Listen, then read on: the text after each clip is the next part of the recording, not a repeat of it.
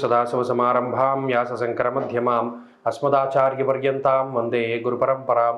జ్యోతిష్ శాస్త్రాన్ని భావితరాల వారికి ప్రసాదించిన ఋషుల యొక్క పాదపద్మాలకి నమస్కారం చేసుకుంటూ, అలాగే నాకు ఈ జ్యోతిష విద్యను నేర్పిన గురువర్యులు జ్యోతిష బ్రహ్మ కీర్తిశేషులు శ్రీ ఈరంకి సూర్యనారాయణమూర్తి గారు, సూర్యశ్రీ దైవజ్ఞ గారి యొక్క పాదపద్మాలకి నమస్కారం చేసుకుంటూ, ఓం శ్రీ మహాగణాధిపతి నమః, శ్రీ గురుభ్యో నమః, హరి ఓం.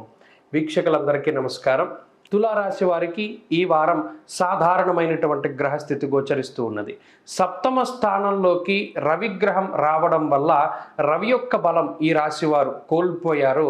అయితే సప్తమ స్థానంలో రవిగ్రహం యొక్క సంచారం ఉండడం వల్ల సామంత జన విద్వేష దారాపీడాసుతామయం అంటూ ఉన్నది శాస్త్రం. అనగా జీవిత భాగస్వామికి కానీ లేదా సంతానానికి కానీ ఈ సప్తమ రవి కించిత్ ఆరోగ్యపరమైనటువంటి ఇబ్బందులకి కారణమవుతారు. లేదా మీకు స్వయంగా ఉత్సాహభంగము, అనగా అంత సంతోషకరమైనటువంటి వాతావరణము, అంత ఉత్సాహభరితమైనటువంటి వాతావరణము లేకుండా ఎప్పుడూ ఏదో ఒక రకమైనటువంటి ఆలోచనతోటి ఉండేటువంటి విధంగా ఆ రవి గురుల యొక్క కలయిక ఆ ఫలితాన్ని ఇస్తూ ఉంటుంది. దీనికి తోడు భృగు షట్కము అనేటువంటి దోషం, దీనివల్ల అటు స్త్రీలతో ఎక్కువగా ప్రత్యేకించి సమస్యలు ఏర్పడుతూ ఉంటాయి. మాట పట్టింపులు కానీ లేదా ఇతరత్ర, మరీ ముఖ్యంగా మీరు ఏదైనా ఒక వస్తువు కోల్పోతే అది వీరే దొబ్బేశారు అని మీరు ఫిక్స్ అవుతూ ఉంటారు. అంటే నిందారోపణ నేరుగా చేస్తూ ఉంటారు. ఈ నిందారోపణ చేయడం వల్ల అవతల వ్యక్తికి మీకు మధ్యలో సంఘర్షణలు చెలరేగుతూ ఉండడం, మీకు మీ వస్తువుని ఎవరు తీశారో తెలుసు, అయినప్పటికీ వారిని ఏమీ అనలేనటువంటి పరిస్థితి, ఇలా రకరకాలైనటువంటి సందిగ్ధావస్థలు ఎక్కువగా ఉంటాయి ఈ వారంలో ప్రధానంగా. అయితే బుధరాహువులు ఎప్పటికప్పుడు యోగిస్తూ ఉన్న కారణం చేత ఆర్థికమైన సమస్యలు ఏమీ ఉండవు. మరీ ముఖ్యంగా మీ మీద ఏదైనా చెడు ప్రచారం కానీ నీలాపనిందలు కానీ ఏమైనా మీ మీద అవి పాకుతూ ఉన్నా కూడా వాటి నుండి మీరు చాలా త్వరితగతిన బయటపడుతూ ఉంటారు.